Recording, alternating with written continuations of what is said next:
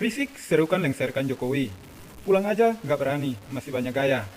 Artikel ini ditulis oleh Xardi di siort.com. Muncul dari persembunyiannya, Risik masih tetap tampil banyak gaya. Menurut Risik, Jokowi dengan sadar memberikan jabatan publik yang vital kepada komplotan Neo-PKI. Misalnya, penempatan Iman Brotoseno menjadi dirut TVRI. Sementara TVRI adalah alat propaganda yang paling efektif sehingga PKI akan lebih leluasa menjalankan agendanya.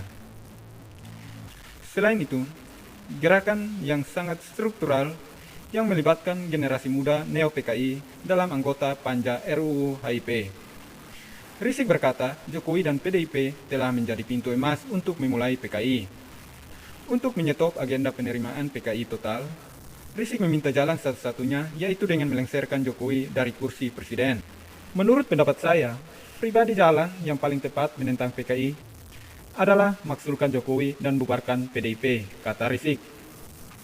Selain itu, Risik juga menyebut PKI selalu menjual nama besar Bung Karno untuk mengelabui masyarakat.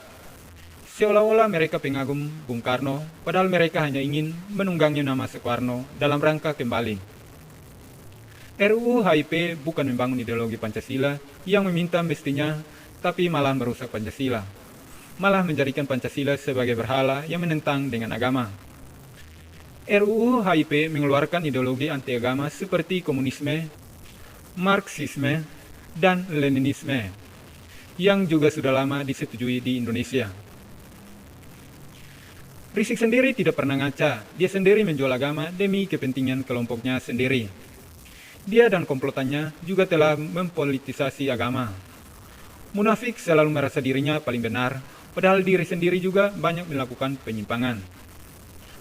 Lagi pula, kemunculan Risik dan kemudian tiba-tiba bicara soal pemaksulan presiden dan mau membubarkan partai besar seperti PDIP, jelas ini adalah pengaduan yang menjadi ciri khas gerombolan sakit hati.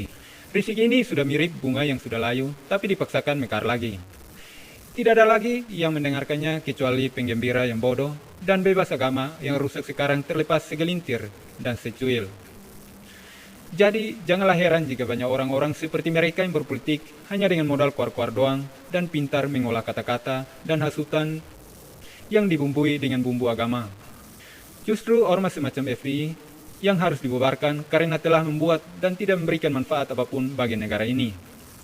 Mirip parasit yang dikeluarkan cuma-cuma teriak berisik dan menjual isu murahan yang tidak penting. Gerombolan inilah yang ibarat maling teriak maling. PKI ada di mana, siapa anggotanya, dan di mana markasnya. Kenapa tidak pernah laporkan itu ke polisi? Itu semua hanya rekayasa dari mulut mereka sendiri. Semua itu gratis, tudingan sepihak. Yang dimaksudkan untuk pertahanan negara yang sebenarnya adalah ancaman dari kelompok penjual agama. Mereka tidak pernah membicarakan soal salesman khilafah yang jelas-jelas merebak dan berkembang biak di negara ini. Kayaknya ada yang jadi karena dapurnya diporak-porandakan Jokowi. Jadi orang yang sudah loyo kayak Risik pun harus dikerahkan untuk memperbaiki kembali narasi yang sebenarnya sudah redup. Ngapain coba penakut yang kabur ke Arab itu bahas masalah PKI dan pelengseran Jokowi? Harusnya jadi komentator politik di Arab Saudi saja. Ups, di mana berjuang?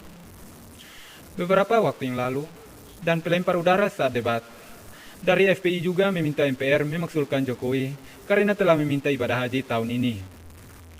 Ini bukan sebuah tantangan, tetapi sebuah kesengajaan yang diperencanaan dengan baik meskipun ini tidak ada gunanya.